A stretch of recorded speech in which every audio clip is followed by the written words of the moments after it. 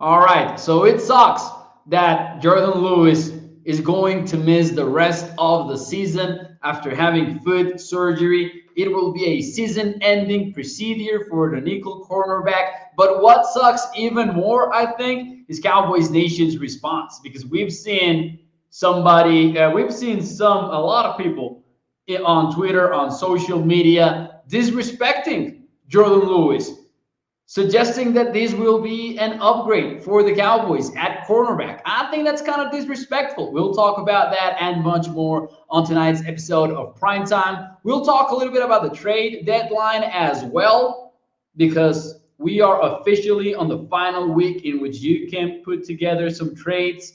So that will be fun to discuss as well. We'll talk some about the Cowboys defense and what's ahead of them. And then we will do Overreaction Monday like we do every week around this time.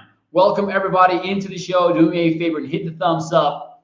Share the show if you're watching on Facebook, YouTube, or Twitter. Let your friends know about A to Z Sports Dallas Primetime. And every like puts this show in front of more and more Cowboys fans. When we get into the trade conversation, by the way, I have two names that you might not love, but that I think that they're somewhat more realistic, and we'll get into that as well. Shout out to Toxic Tom on the YouTube chat, Samuel Rowe saying someone called the Sheriff Mo is late. Man, I was just allowing you to enjoy the sappy mania, you know?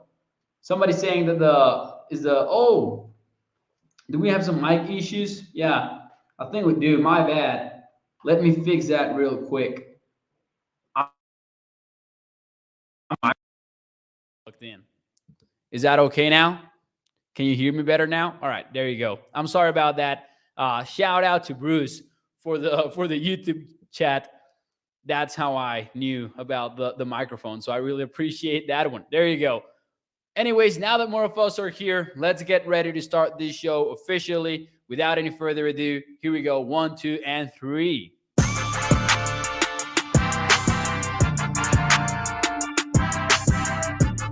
What is up, everybody, and welcome into A to Z Sports Dallas Primetime.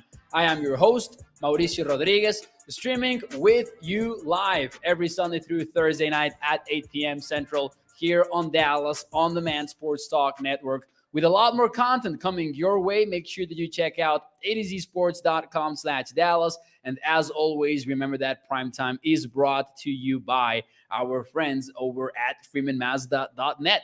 We will talk more about them and their Carbon Edition right of the week in a few moments here on the show. So welcome everyone on this Monday night.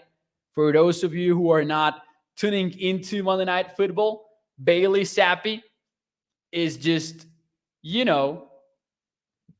nailing it for the New England Patriots. That's a quarterback controversy, not like, the one that we were kind of avoiding at all costs in the Cowboys world over the last few weeks. That was not a conversation. But man, that is looking like Sappi's team now, as Samuel Rowe is saying in the YouTube chat. They're about to score once more. Welcome everyone into the show, though. We're here to talk some Cowboys football. And Jourdan Lewis, a little bit of, bad news for the Cowboys. On that one play that we talked at length about last night, Jourdan Lewis went down injured. It was a right foot injury, and the nickel corner for Dallas will be missing the entire season. David Moore from Dallas Morning News confirmed that earlier on Monday. That's a tough break for Jourdan Lewis. But I've been very surprised with how Cowboys Nation has responded to it. I've seen some tweets, some by fans, by media analysts, by all of that, suggesting that this is not a major issue for the Dallas Cowboys secondary. And I disagree. I've seen some people suggest that Darren Bland is going to be an upgrade. And hey, I will cross my fingers and I will say, hopefully, I will root for that when the Cowboys play some football. However, I don't know. I don't know if I can get there. I don't know if I can be in that same conversation or in that same tone for you guys. And actually, I have a question for you guys lined up. Is losing Jourdan Lewis a big deal, small deal, or no deal? I know that we liked what Bland showed us in the preseason. Let me know what you guys think about this in the YouTube chat and in the Facebook chat, whatever you are watching. And by the way, make sure that you hit that thumbs up button as well. But yeah, I'm not going to lie to you. I think that Jourdan Lewis is getting kind of disrespected out here with some of the takes. Jourdan Lewis is a guy that has played the 9th most slot coverage snaps in the NFL this season at 172. And among the cornerbacks that have played at least 99 snaps in the slot, he is the one to allow the 7th least yards per snap. Now, I want to be very clear, though. I am not using this number to kind of convince you that Jourdan Lewis is some sort of elite player at nickelback, or that he is a piece that will derail the Cowboys' defensive efforts entirely. But my point here is what Jourdan Lewis has been doing for the 2022 season and what Jourdan Lewis did for the 2021 season is not easy. In the NFL, when you are facing slot wide receivers, you're no longer facing the role player for the opponent, the, small guy that maybe can threaten you with some in routes or some out routes. No, now you're seeing number one wide receivers in the slot a lot of the time. And maybe the Cowboys do not really play man-to-man coverage in 90% of the snaps or anything like that. But Jourdan Lewis, in my opinion, losing him for the entire season is a huge deal. I would say that it is even more than a big deal, especially because your replacement, and I'm excited about Bland. I am excited about Bland. But he is a 5th-round pick, and there is some risk to that. How well will he look over the course of an extended period of time? Cowboys chat says, I don't know if Bland will be an upgrade, but I like Bland. He is more aggressive than Lewis. There might be some truth to that. I will give you that for sure. But I definitely do not like Bland better than Jourdan Lewis. And I think that this will be a big deal for the Cowboys defense moving forward. Because the reason why you've been able to send some aggressive blitzes the offense's way, because even though the Cowboys are not among the league leaders in blitz rate, they are pretty creative with what they do up front. That has to do with what they can do in coverage. That has to do with how much Dan Quinn trusts his secondary. Will that be disrupted at all without your starting nickel cornerback? So I will say big deal. Toxic Tom says big deal. Gregory goes with small deal. A medium deal for Bruce. Jourdan Lewis grabs a lot of man, says Tino Santiago. Bland will be fine. Small deal, says Kenneth Fraser. Peter Rizzo says small. Rodney, big loss. More so to depth than anything. And then there's that. You can't ever have too many cornerbacks in the NFL. That's a golden rule. And this is a tough blow for the Cowboys because now you've got Darren Bland starting, and suddenly cornerback 4 is maybe Kelvin Joseph, maybe Nashon Wright. Toxic Tom says, so does that mean Joseph is now number 4? He got promoted. What a draft pick. There you go, Toxic. We will have to play that position by committee. Try everyone out, says Desmond. And I like these comments because I think that Desmond, A, is right, and B, it might not even be like cornerback exclusive, right? The Cowboys like to play a lot of big nickel. They like to get some safeties in there. Israel Mukwamu is a guy that might get involved. He played some nickel cornerback for the Cowboys in the preseason, even early in the season. He had some looks in there. So I wouldn't be surprised if Mukwamu ends up earning a role in there as well, maybe depending on what the down and distance situation is.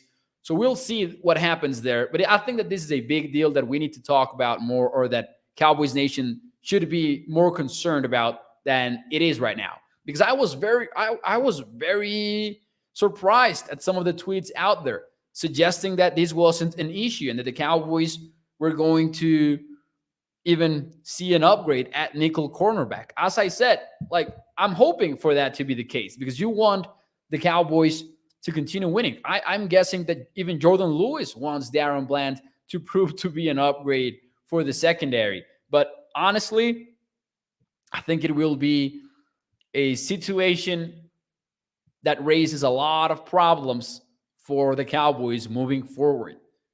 If I'm an opponent, if I am, well, the Chicago Bears can barely play offense, so I don't know. But if I am the Green Bay Packers or the Minnesota Vikings, who are two of the next three rivals for Dallas, I am making sure that I've got my best player inside as much as I can. I am making sure that Justin Jefferson finds a way to not match up against Trevon Diggs in every single play, right?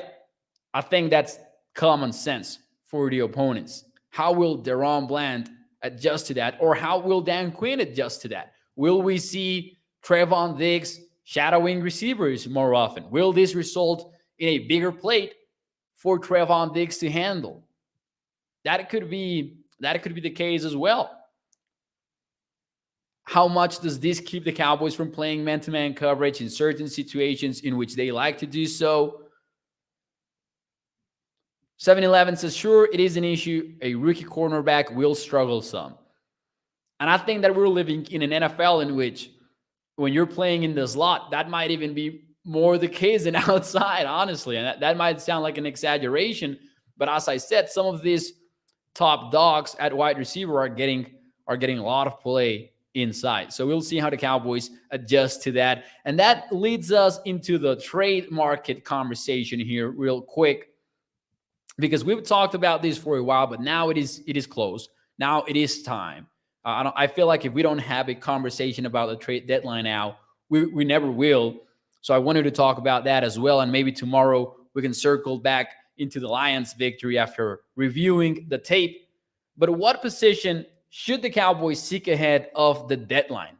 Let me know what you guys think. I have an answer, of course, and I have some trade candidates that I want to get into. But before we do any of that, and while you give me your answers, let me talk to you about our friends over at freemanmazda.net, because the Riot of the Week is the 2023 Mazda CX-50.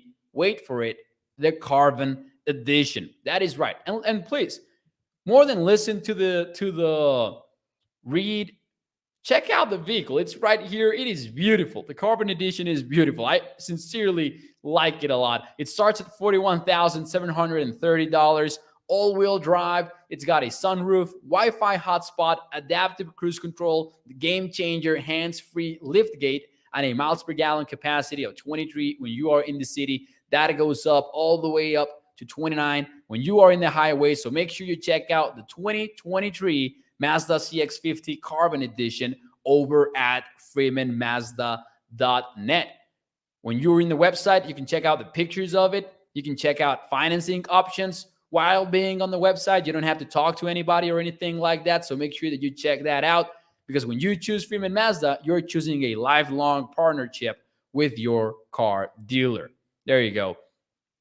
What do you guys think? What do you guys think about the Cowboys? What position should they seek ahead of the trade deadline? Tino Santiago says wide receiver and linebacker. Russell, interesting. He says middle linebacker big time. Patrick Burke says, is Nahshon Wright alive? He is. And I'm guessing that he will get some special teams play moving forward. If you're going to ask Bland to step up, or if you're going to ask Kelvin Joseph to step up, get ready for some Nahshon Wright on special teams for sure. Toxic Tom says offensive coordinator. There you go. Wide out for Bruce. Mike for Peter Rizzo. Wide receiver for Desmond. Mike for Kenneth Frazier. I got to tell you something. I know who you're thinking of when you bring up the Mike position on the chat on both Facebook and YouTube. I know who you guys are talking about. I know. Heck, we are watching him play right now. He's playing over there. I can see him. Monday Night Football. Roquan Smith from the Chicago Bears.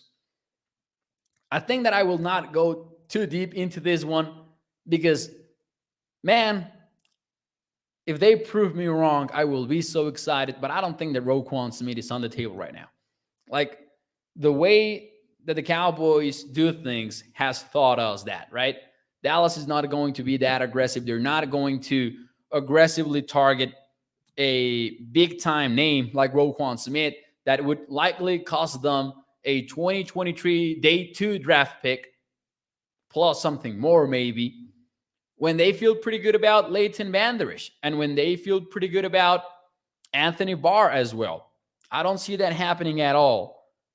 I don't see the Elijah Moore or Denzel Sims happening either. That's another one that a lot of people have brought up.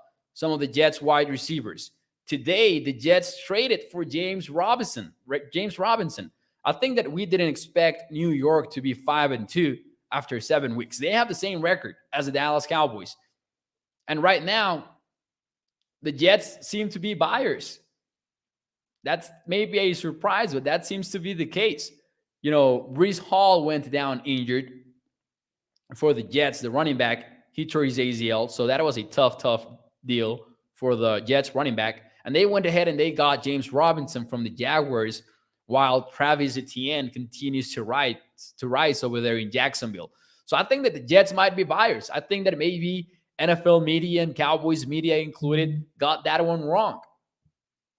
I think that they're going to be buying and they're not going to be selling. Now, DJ Moore, Sestino Santiago, I would love that one. I would absolutely love that one. I think that I like DJ Moore better than Elijah Moore. That also seems like a tough one based on what the price tag would be for the wide receiver.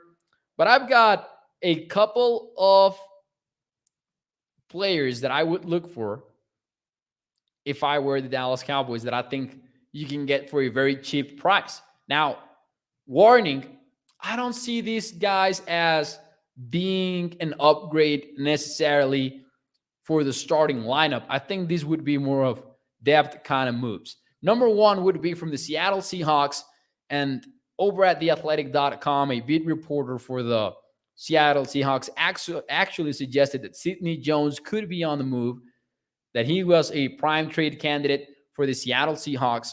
And cornerback Sidney Jones, you guys know the name, I'm sure of it, because he was a big name during his draft process in 2018, if I'm not mistaken. Sidney Jones, because I'm seeing some of your comments here. By the way, I'm sorry, I forgot to check out some of these comments here. Oh, no, I didn't. We actually did mention them. The answer was to the question. Some people did say cornerback. I agree with cornerback. But I think that if the Cowboys target a corner at the deadline, we would be talking about a depth option for Dallas. And Sidney Jones would be just that for a Cowboy secondary that needs it more now than ever. Needs it now more than ever. Jourdan Lewis went down injured. Sidney Jones has played in the slot. Sidney Jones played primarily in the slot in 2018, for example, for the Seattle Seahawks. And then in 2019, 2020, he started playing way more not man coverage, excuse me. He started to play more lined out wide for the Seahawks defense. So Dallas could get a versatile cornerback in this sort of move. He's not starting right now for the Seahawks. He suffered a concussion in the offseason, and then Michael Jackson, the cornerback for the Seahawks, ended up overtaking the starting role. And similar to what we saw between the Cowboys cornerbacks in Kelvin Joseph and Anthony Brown, Michael Jackson never let go of the starting job. So now Sidney Jones is benched in Seattle while they've got Trey Brown coming back from injury. They've got Artie Burns, in that lineup. And Sidney Jones might be available. If you can get him for a day 3 draft pick, I would love finding Sidney Jones out there. Now, that's number one. Number two is wide receiver Kendrick Bourne, another player that we are watching with the Patriots right now. Kendrick Bourne would be a depth move for the Cowboys primarily. But Dallas could use that. Dallas could use somebody behind CeeDee Lamb Michael Gallup, and Noah Brown. You could see Kendrick Bourne coming in and contributing right away, especially out wide. Kendrick Bourne would not arrive at Dallas in order to play inside. He would arrive here to play in the outside. We have not heard much from him this year because the Patriots offense has been struggling a little bit. They're hoping that Bailey Zappi kind of gets them out of that streak. But Kendrick Bourne in 2021 averaged 7 yards after the catch. He was among the NFL leaders in that category in 2021. Bourne could be a sleeper at the trade deadline, and according to ESPN's Dan Graciano, he's available, or at least teams expect him to be available. Cowboys chat says, do we get James Washington back after the bye? Maybe that would be the expectation. Mike McCarthy has not revealed any sort of timetable. He was asked about this last week, and he said that he didn't have a timetable. So no, there is no update there. S-Rax also asking about that in the YouTube chat. There is no James Washington update. That being said, one would assume that he will be ready to go after the bye week, indeed. But not even the practice window has not even been activated yet. So you know that he is not expected back anytime before the bye week. But we're close to it, so who knows? And it will depend heavily on what the Cowboys expect out of James Washington, if they're going to consider that or not. Oh, man, Bailey Zappi fumbled on the handoff. I don't know who's to blame there, but usually the quarterback carries a lot of the blame there. I know that. Let's see. Either way, LVE ain't playing good, period, ever since his injury, says Tina Santiago. You guys know that I disagree there. You guys know that I like how Leighton Vander Esch has played. Why is Peters still not starting over McGovern, says 7-11? I don't know. I've seen the tape, and I don't know if I feel that confident about Jason Peters anymore, right? I don't know if Jason Peters was meant to play guard. Maybe that deserves more attention. Maybe that deserves more tape review. But honestly, it is very tough to come up with an educated opinion on Jason Peters when they're giving him 7 snaps a game or 14 snaps a game. I think that the number was 7 snaps for the game on Sunday versus the Lions. So how much can you learn from Jason Peters if he's playing that little? It's tough because you can see how he does in a pass pro kind of set, or you can see how he does in an outside zone run. But then how will he fare when he's asked to pull, or when he's asked to make a double block and then climb up to the second level? It's tough to know where Jason Peters stands, but I still think that left guard, it is a problem for the Cowboys, indeed. John Sullivan wants Brandon Cooks. Hey, Brandon Cooks, I would love to see Cooks in Dallas. I will agree with John right there. S-Rack says, any looks into OBJ? Well, if the Cowboys are interested in OBJ, which I would love to, they would have to get ready to see him play until the middle of December or late December, according to the reports that came out over the weekend. OBJ is not close to being back, which I think was a curveball. I don't think that NFL teams expected that to be the case. I think that they were expecting him to be ready earlier in the week. Let's see. Oh, man. Let me share with you one cool thing, right? Really quick. I think, I will save that for later, actually. I will save that for later.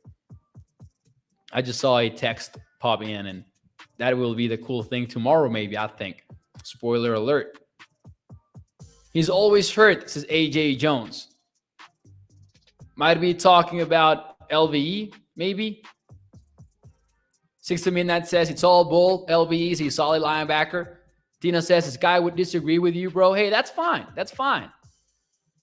I'm sure that Micah, I'm sure that Sky disagrees with me in a lot of things, and I disagree with a lot of things with Sky.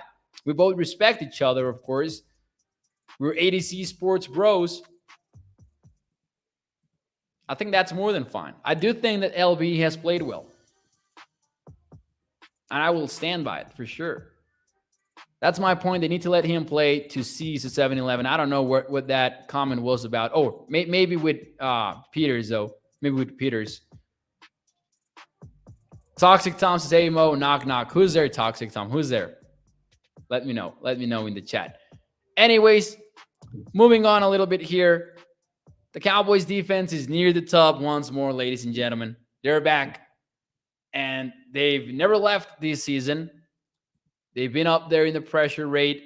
They've been up there in the yards per play categories. All of that. Red zone defense, whatever you want it to be. But after 5 takeaways on Sunday, they're tied for the fourth most takeaways in the NFL right now. 14 for the Baltimore Ravens, 14 for the Philadelphia Eagles, 13 takeaways for the Buffalo Bills, and now the Cowboys stand at 12. That goes to show you just how volatile takeaways are in the NFL. They weren't up there. The Cowboys were not. They were about league average, but they were playing strong defense by getting to the quarterback, by being solid in coverage. But now we're seeing the full potential. Now we're seeing the best of both worlds. They do not depend on the takeaways, but they can get them. And that's huge for the Cowboys defense. That's the unit that we are hoping gets the Cowboys to the Super Bowl. Oh, Toxic Tom says sweep. Yeah, man, the Yankees were swept. What can I say? It sucks. Sports can be cruel sometimes. But hey. I hope that Bryce Harper goes ballistic versus the Astros. Bryce Harper is one of my favorite athletes on non-teams of my own. So there you go. I wanted to say this really quick. The Cowboys' 4 rivals that are up next are the Chicago Bears, who are 31st in offensive DVOA. The Green Bay Packers, who are surprisingly in the top 10 of DVOA. The Minnesota Vikings, who are 14th, and the New York Giants, who are 8th. I am not concerned about facing any of those offenses. And I don't think that anyone expected that to be the case when the season started. I mean, Chicago Bears maybe, but the Packers and the Vikings and the Giants were supposed to be, the Giants deserve some respect, to be fair. But their offensive line is a bad matchup versus the Cowboys defense. The Cowboys defense can destroy that offensive line, and we've seen it happen already. It will be a streak of games in which the Cowboys can find themselves as the number 1 defense in pretty much every statistical category, I think. That's how good they've been this season. 6 to midnight, though, says Bears could mess around and give us a game if we are not careful. Not great against mobile quarterbacks. That's a good point.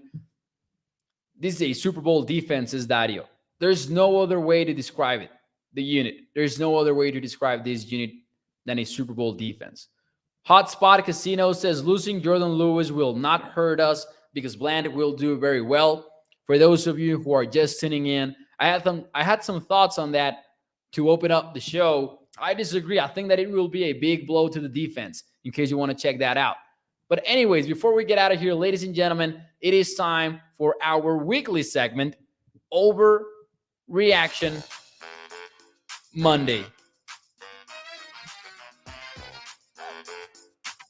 Let's get to it. As usual, we will start with Dallas Cowboys on Overreaction Monday. And the first one is, and you guys know the rules, I will give you a statement, 3 of them. We'll keep it short tonight. And you will let me know if it is an overreaction or if it is a fair reaction. So here we go. Let's start with a Cowboys one.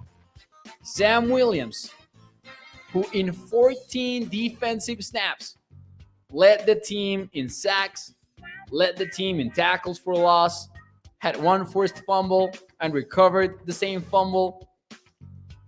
Sam Williams deserves to start. Is that an overreaction or is that a fair reaction? Let me know in the Facebook chat and the YouTube chat. And while you're at it, do me a favor and hit the thumbs up. Every like puts this show in front of more and more Cowboys fans.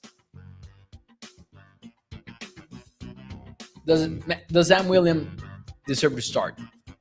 Barry says fair over at Facebook. Chat goes with fair. Kenneth with fair. Peter Rizzo for AJ Jones, though, goes with the overreaction. Floyd says fair. Williams is coming up big. And it's a good question, isn't it? Pretty much everyone is going with fair, which surprises me. He deserves to start, says DC4 Live. Gilbert as well. As Rax as well. Floyd Riot says fair. Toxic Tom says keep him fresh. I'm sorry, Cowboys Nation. I'm going with overreaction. I'm sorry. I hate to do this because I'm excited about Sam Williams. I hate to do this, but I gotta go with overreaction. Here's why.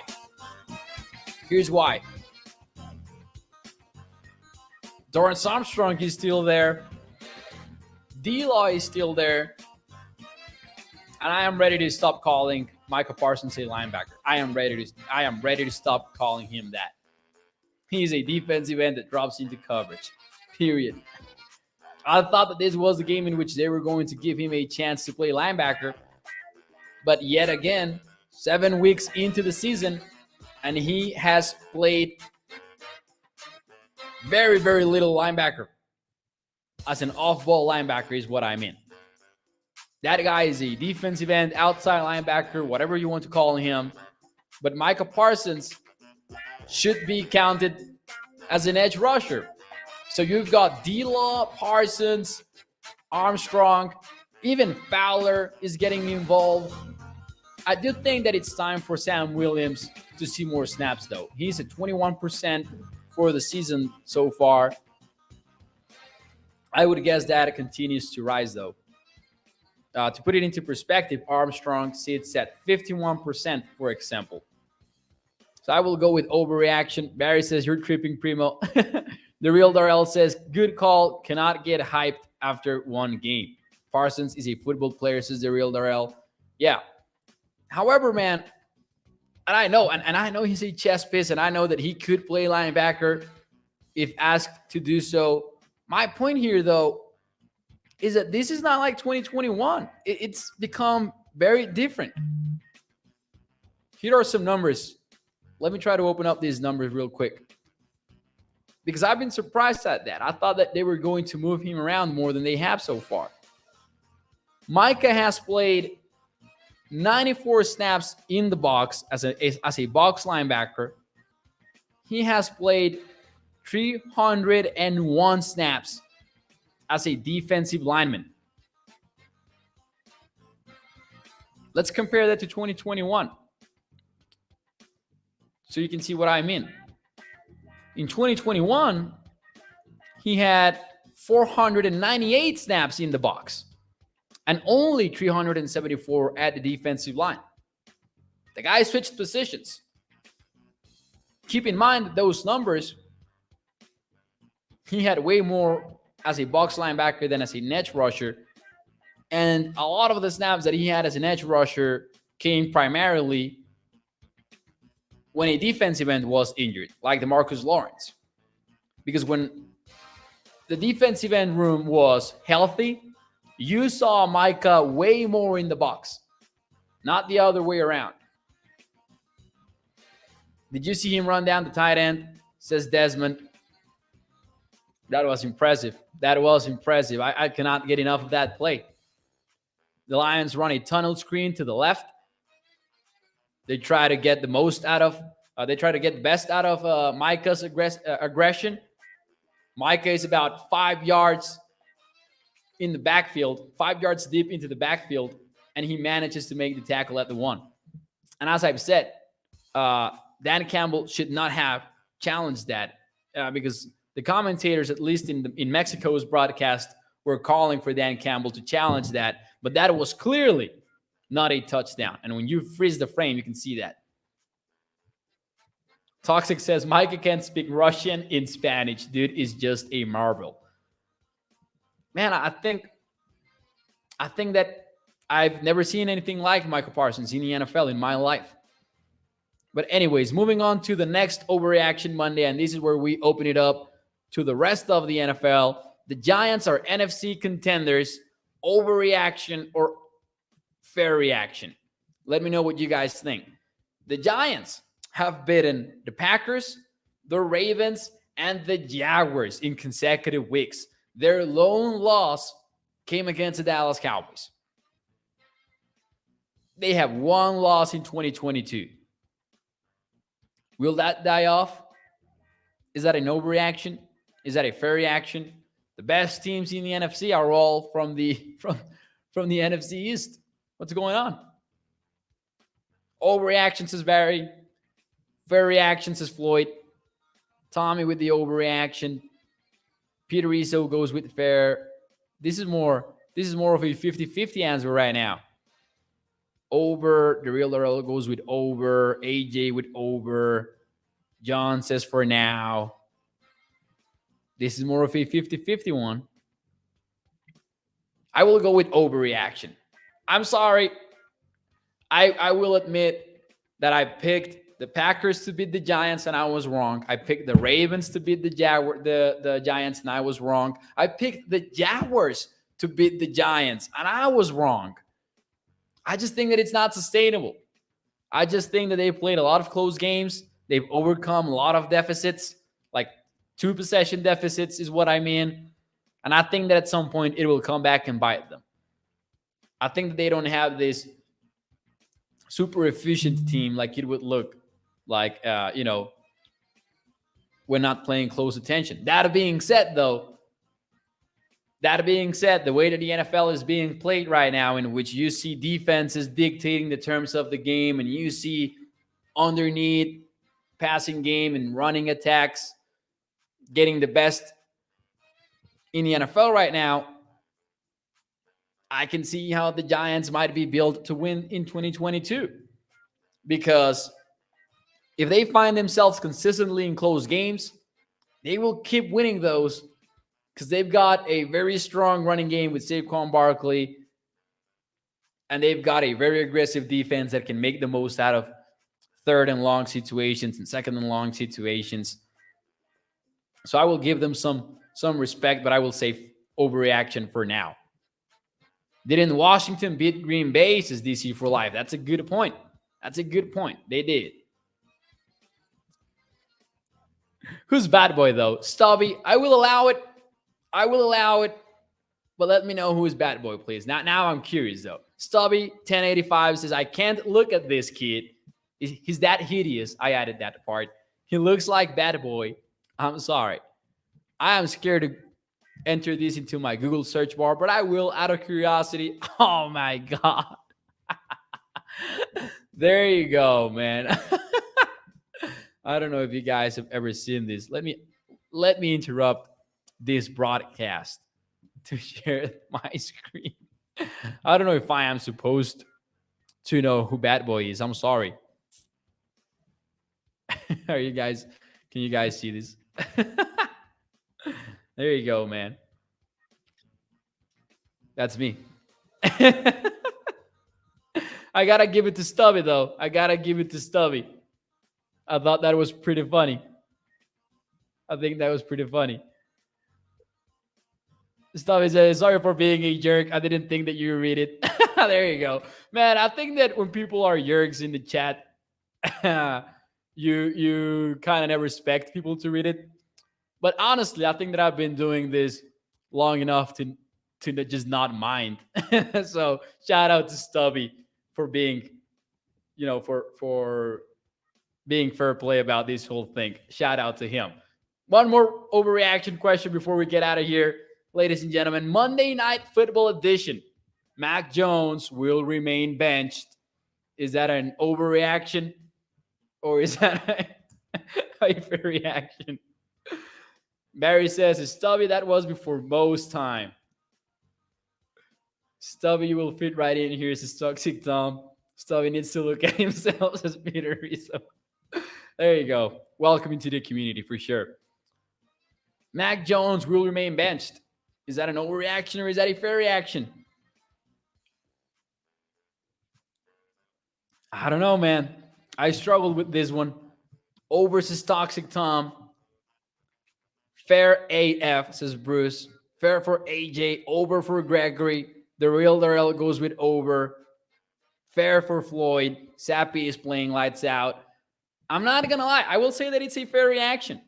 I think that it's meaningful that Belichick benched Mac Jones tonight.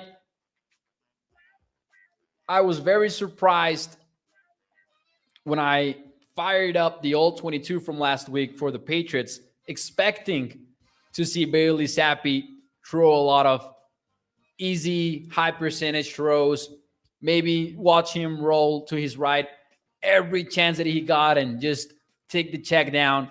That's what I was expecting. But what I saw was some legit full field reads, some out throws, some outside the numbers passes that I was impressed by. So I don't know. I will go with fair reaction. I will just roll the dice here and assume that as long as Bailey Zappi doesn't absolutely suck, he remains in there for the Patriots. Isn't Jones hurt? Says Toxic Tom. He is dealing with an ankle sprain, if I'm not mistaken. He is dealing with an ankle sprain, but he was cleared to play tonight, and he started the game. And Belichick took him out. Now, I will admit that I have not read Jeff Ho's article in The Athletic about Mac Jones' attitude. I want to read that, but apparently there's a conversation about Mac Jones' attitude. I need to read that before I speak on it, though. But that's an interesting narrative, at least, coming out of New England. That's a good deal for the Pats. This happy fella reminds me of rookie Dak, accurate and not scared to run. And he wears number 4, and he's a 4th-round compensatory pick. So, hey, now he just needs to prove that he's a franchise quarterback. Alex says, if not Wilson, Rodgers, Brady, Prescott, etc., benched, says Alex. Wait, but is that then an overreaction, though, or a fair reaction? I'm lost, Alex. I think that if not Wilson, Rodgers, Brady, Prescott, etc. All right. Sam Rose says, who is Mac Jones? There you go. Anyways, ladies and gentlemen, let's get out of here. Let's get out of here on this Monday night. Remember that Primetime is brought to you, as always, by ADCSportsDallas.com, of course, but also by Primetime. ADC Sports Dallas Primetime is brought to you by FreemanMazda.net. Make sure that you check that out over at FreemanMazda.net. The 2023 Mazda CX-50 Carbon Edition is waiting for you. Make sure that you go check that one out. And I will see you tomorrow night, 8 p.m. Central, as we do every Sunday through Thursday night, 8 p.m. Central. Do me a favor, though. Hit the thumbs up. Every like puts this show in front of more Cowboys fans. Subscribe to the podcast feed as well over at ADC Sports Dallas. Good night to Kenneth, to Floyd, to Bruce, Samuel, Luis. Every one of you, thank you for tuning in. Eric Thomas as well. Gregory, thank you. Nos vemos mañana, martes. Adiós.